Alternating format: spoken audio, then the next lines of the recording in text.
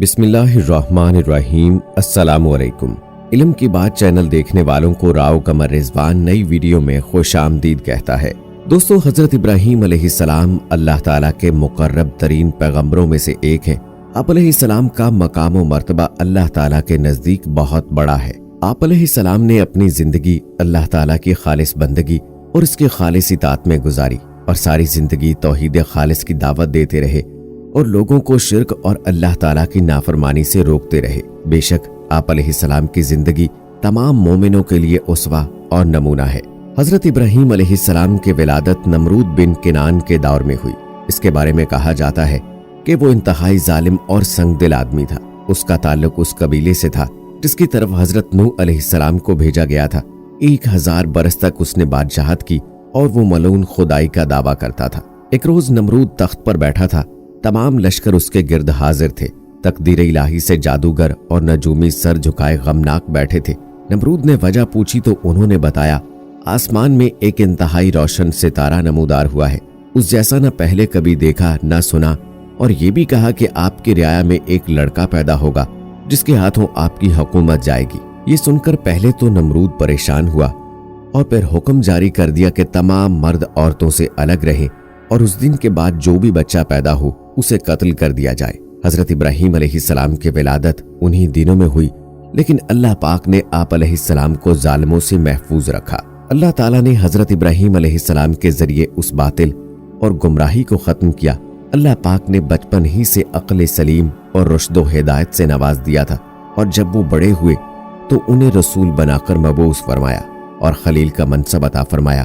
اللہ تعالیٰ سورہ انبیاء میں ارشاد فرماتے ہیں، ہم نے ابراہیم علیہ السلام کو پہلے ہدایت عطا فرمائی تھی اور ہم اسے جانتے تھے۔ دوستو، آج کے ویڈیو میں ہم آپ کو حضرت ابراہیم علیہ السلام کو آگ میں ڈالے جانے اور اس کے بعد کے حالات و واقعات کے بارے میں آگاہ کریں گے۔ ویڈیو میں آگے بڑھنے سے پہلے آپ سے گزارش ہے کہ اگر آپ نے ابھی تک ہمارا چینل علم کی بات سبسکرائب نہیں کیا ہے تو ابھی سبسکرائب کر لیں، ساتھ میں بیل آئیکن کو بھی ضرور پریس کیجیے گا تاکہ لیٹسٹ اپلوڈ ہونے والی ہماری ویڈیوز کا نوٹیفیکیشن آپ کو بر وقت ملتا رہے۔ ویڈیو کو لائک کریں، شیئر کریں اپنے دوستوں کے ساتھ اور کمنٹ باکس میں اپنی رائے کا اظہار ضرور کیجیے گا۔ دوستو، نمرود بابل کا بادشاہ تھا۔ علماء کے مطابق جن 4 بادشاہوں نے پوری دنیا پر حکومت کی، نمرود ان میں سے ایک ہے۔ ان 4 میں سے 2 مومن تھے اور 2 کافر۔ مومن ذوالقرنین اور سلیمان علیہ السلام ہیں اور کافر نمرود اور بخت نصر ہیں۔ نمرود مسلسل 400 سال تک بادشاہ رہا۔ اس نے سرکشی، ظلم اور تکبر کا راستہ اختیار کیا اور آخرت کی بجائے دنیا کا حصول پیش نظر رکھا۔ جب حضرت ابراہیم علیہ السلام نے اسے اللہ وحدہ لا شریک کی عبادت کی دعوت دی تو اس نے جہالت اور گمراہی کی وجہ سے خالق کا انکار کر دیا۔ چنانچہ حضرت ابراہیم علیہ السلام نے اس سے بحث کی، لیکن وہ مردود خدائی کا دعویٰ کرنے لگا۔ حضرت ابراہیم علیہ السلام اور نمرود کے درمیان مناظرہ اس دن ہوا جس دن وہ آگ سے نکلے۔ اس سے پہلے ان کا آمنا سامنا نہیں ہوا تھا۔ جس دن وہ اکٹھے ہوئے اس دن یہ مناظرہ واقع ہوا۔ حضرت ابراہیم علیہ السلام نے ہر طرح سے اس کو قائل کرنے کی کوشش کی، لیکن نمرود مردود ہر بار توحید کی دعوت کو قبول کرنے سے انکار کرتا رہا۔ بالآخر بولا، تو اپنے لشکر جمع کر لے، میں اپنے لشکر جمع کرتا ہوں تاکہ تیرے خدا کے ساتھ میرا مقابلہ ہو۔ حضرت ابراہیم علیہ السلام نے فرمایا، اے مردود، تو اپنا لشکر جمع کر، میرا اللہ کن فیکون میں جمع کر دے گا۔ تب وہ مردود مشرق و مغرب کی فوج کو جمع کرنے میں لگ گیا۔ حضرت ابراہیم علیہ السلام نے آخری بار بھی اس کو ہدایت کی دعوت دی، لیکن اس مردود نے کہا کہ مجھے تیرے اللہ کی کچھ حاجت نہیں۔ اس وقت حضرت ابراہیم علیہ السلام نے دعا مانگی کہ اے مالک، یہ ملعون نافرمان تیرے ساتھ مقابلہ کرنا چاہتا ہے، اس کو ہلاک کر۔ تیری مخلوق میں مچھر ادنا اور ضعیف ہے اور کئی جانوروں کی خوراک بنتا ہے۔ میں تیری رحمت سے اس مچھر کو مانگتا ہوں کہ وہ اس مردود کا خاتمہ کرے۔ پس ان کی دعا قبول ہوئی۔ نمرود نے اپنی فوج کو میدان میں اکٹھا کیا اور حضرت ابراہیم علیہ السلام سے کہا کہ اگر تیرا اللہ چاہے تو زمین کی حکومت ہم سے چھین لے، مگر اس سے پہلے میری فوج کا مقابلہ کرے۔ حضرت ابراہیم علیہ السلام نے اس سے کہا کہ مردود دیکھ، میرے اللہ کی فوج آ گئی ہے۔ نمرود نے دیکھا کہ مانند ابر سیاہ ہوا پر کچھ چلا آتا ہے۔ یہ دیکھ کر لشکر میں ہلچل مچ گئی، مچھروں کا شور پھیل گیا اور اس مردود کا سارا جوش و خروش جاتا رہا۔ یوں اللہ پاک نے اس لشکر پر مچھر مسلط کر دیے۔ انہوں نے ان کا گوشت اس طرح کھا لیا کہ صرف ہڈیاں باقی رہ گئی۔ ایک مچھر اس پلید نمرود کے ناک میں گھس گیا اور دماغ میں جا کر اس کا مغز کھانے لگا۔ नमरूद इस इज़ाब में गिरफ्तार हुआ कि जिसका चारा कुछ ना हो सका, वो हर किसी से सर पर लकड़ी या हथौड़ा मरवाता, जिससे मच्छर कुछ पल दम लेता और उसको चैन आता। शबो रोज उसके सर पर सोंटे खाते हुए गुजर गई, हत्ता कि अल्लाह पाक के हुक्म से वो मरदूद कुफर की हालत में हलाक हो गया। बुत शिकनी के बाद जब कुफार और हजरत इब्राहीम अलैहिस्सलाम के दरमियान मुकालमा हुआ तो हर दलील के सामने कुफार लाजवाब हो गए, क्योंकि जवाब में उनसे कोई दलील न बन सकी और उन्होंने सबक लेने की बजाय वही रवैया अपनाया जो हर सरकश और मुतकब्बर शिकस्त खाने के बाद अपनाता है। उन्होंने सोचा कि आए दिन की शर्मिंदगी और नदामत से नजात हासिल करने का यही तरीका है कि हजरत इब्राहीम अलैहिस्सलाम को मार डाला जाए। कौम के सरदारों ने इस तजवीज पर गौर किया और ये तय पाया कि हजरत इब्राहीम अलैहिस्सलाम को आम लोगों के सामने सजा दी जाए ताकि कोई दूसरा इस किस्म की हरकत न कर सके। अल्लाह पाक ने उनकी बुरी चाल का जिक्र करते हुए सूरह साफात में फरमाया, वो कहने लगे कि उसके लिए एक इमारत बनाओ, फिर उसको आग के ढेर में डाल दो। गर्ज उन्होंने उसके साथ एक चाल चलनी चाहिए और हमने उन्हें ही जेर कर दिया। फिर यूं हुआ कि पूरी कौम को कहा गया कि सब लकड़ियां इकट्ठा करना अपना फर्ज समझे और एक मैदान में जमा करते जाएं, और जब काफी तादाद में लकड़ियां इकट्ठी हो जाएं तो उनमें आग लगाकर हजरत इब्राहीम अलैहिस्सलाम को मंजनीक के जरिए किसी ऊंची जगह से उसमें फेंका जाए। दोस्तों, मंजनीक को अगर आसान लफ्जों में कहा जाए तो आप उसे एक बड़ी गोलेल कह सकते हैं। उन लोगों ने यह फैसला किया कि एक मंजनीक के जरिए से उन्हें आग में फेंका जाए ताकि वो निकल न सके और लोग इबरत हासिल करें। इस पर सब मुत्तफिक हो गए और हर मुमकिन जगह से ईंधन जमा करना शुरू कर दिया और बहुत दिन करते रहे। नौबत यहाँ तक पहुँच गई कि उस जमाने की जाहिल औरतों में से अगर कोई बीमार होती तो यही नजर मानती कि अगर मुझे शिफा हो गई तो इब्राहीम अलैहिस्सलाम को नजर आतिश करने के लिए इतना ईंधन दूंगी। फिर उन्होंने एक वसी जगह में वो तमाम ईंधन रखकर उसको आग लगा दी। आग रोशन हुई, भड़की और उसके शोले बुलंद हो गए। इससे बड़ी चिंगारियां उड़ने लगी जो इससे पहले कभी किसी ने नहीं देखी थी। शोला इस कदर ऊंचा हुआ कि वहां से अगर 3 मील के फासले पर भी कोई परिंदा उड़ता तो जल भुनकर खाक हो जाता। सब काफिर सोचने लगे कि अब इब्राहीम अलैहिस्सलाम को इस अलाव में कैसे डाला जाए। तब हेजर नामी एक शख्स ने एक आला तैयार किया जिसे मंजनीक कहते हैं। इससे पहले ये आला किसी ने ना बनाया था। लोगों ने हजरत इब्राहीम अलैहिस्सलाम को पकड़कर बांध दिया और मशकें कस दी। उस वक्त आप अलैहिस्सलाम ये फरमा रहे थे, ऐ अल्लाह, तेरे सिवा कोई माबूदे बरहक नहीं, तू पाक है, जहानों के मालिक, तेरी ही तारीफ है, तेरी ही बादशाही है और तेरा कोई शरीक नहीं। हजरत इब्राहीम अलैहिस्सलाम को हाथ पांव बांधकर मंजनीक में रखा गया और आग में डालने से पहले हजरत इब्राहीम अलैहिस्सलाम का पैराहन उतारकर उन्हें दूसरा पैराहन पहनाया गया, क्योंकि उनको डर था कि अगर हजरत इब्राहीम अलैहिस्सलाम ना जले तो सब कहेंगे कि इस पैराहन की बरकत से वो महफूज रहे।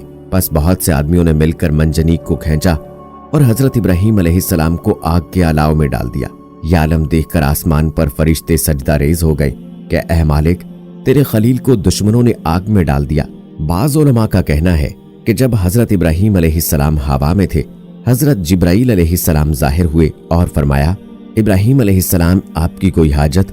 हजरत इब्राहीम अलैहिस्सलाम ने कहा, आपसे तो कोई हाजत नहीं, लेकिन सारे आलम की तरह रब्बुल आलमीन का मोहताज हूँ। बारिश का फरिश्ता भी कहने लगा कि मुझे कब हुक्म दिया जाए कि मैं बारिश बरसा दूं, लेकिन अल्लाह पाक का हुक्म इससे भी पहले पूरा हो गया। इरशाद बारी ताला है, सूरह अनबिया में अल्लाह ताला फरमाते हैं, हमने हुक्म दिया कि ऐ आग, सर्द हो जा और इब्राहीम पर मौजब सलामती बन जा। हजरत इब्राहीम अलैहिस्सलाम जब आग में जा गिरे तो उन कुफार को पहनाया गया पैराहन घड़ी में जल गया, लेकिन हजरत इब्राहीम अलैहिस्सलाम को गजन भी न पहुंचा। ये अल्लाह पाक का फजलो करम था कि आप अलैहिस्सलाम आग जैसी चीज से भी महफूज थे और बाहुक्म इलाही वो आग मिसले गुलजार हो गई और उस आग में भी हजरत इब्राहीम अलैहिस्सलाम को नेमतें अता की गई और आग आपको नुकसान न पहुंचा पाई। हजरत इब्राहीम अलैहिस्सलाम ने कहा कि आपका सब्र अजीब सब्र रहा कि जो मुश्किल वक्त आप पर था उसमें लोग न जाने क्या कुछ करते, लेकिन आपने कोई हाजत तलब न की और अपने परवरदिगार पर भरोसा रखा। इसलिए ये मौजज़ा और अल्लाह पाक की इनायत आप अलैहिस्सलाम से पहले किसी पर ना हुई।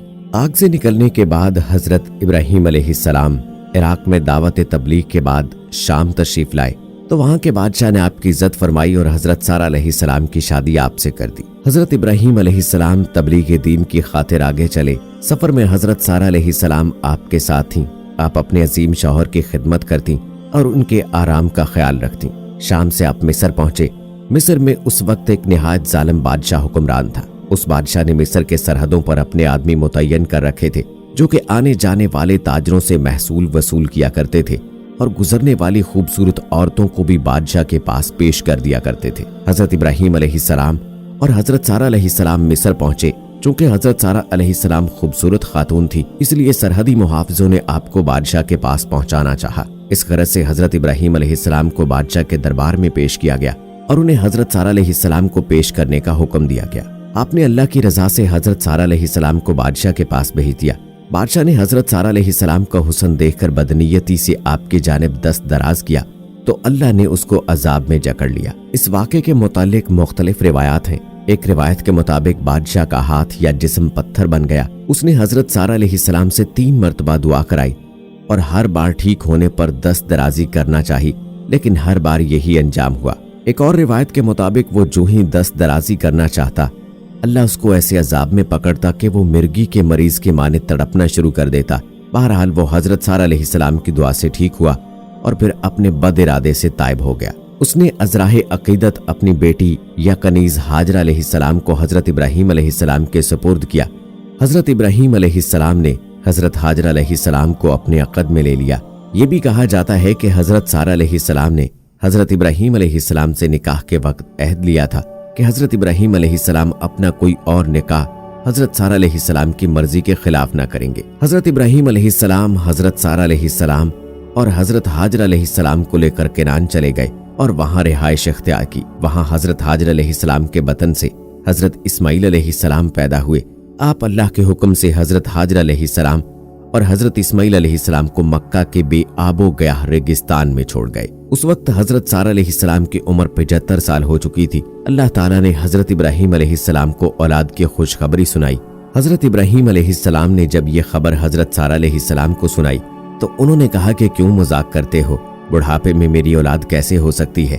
बहरहाल उनके बुढ़ापे में उनके यहाँ हजरत इसहाक अलैहिस्सलाम पैदा हुए और यूं कुदरत इलाही अपना रंग दिखा के रही। और दोस्तों, नमरूद मलऊन जो कि खुदा के वजूद का इनकारी था, गरूर और तकब्बुर में मुब्तला था, अल्लाह ताला ने किस तरह एक हकीर सी मखलूक मच्छर के जरिए से उस मलऊन को मौत के घाट उतारा। तो इससे हमें ये सबक मिलता है कि बेशक अल्लाह ताला को गरूर और तकब्बुर पसंद नहीं है और जो ऐसा करते हैं उनका अंजाम ऐसा ही होता है। उम्मीद करते हैं दोस्तों कि ये हमारी आज की वीडियो आपको पसंद आई होगी। इस वीडियो को लाइक करें, शेयर करें अपने दोस्तों के साथ और कमेंट बॉक्स में अपनी राय का इजहार जरूर कीजिएगा। मुझे अगली वीडियो तक इजाजत दीजिए। फी अमानिल्लाह।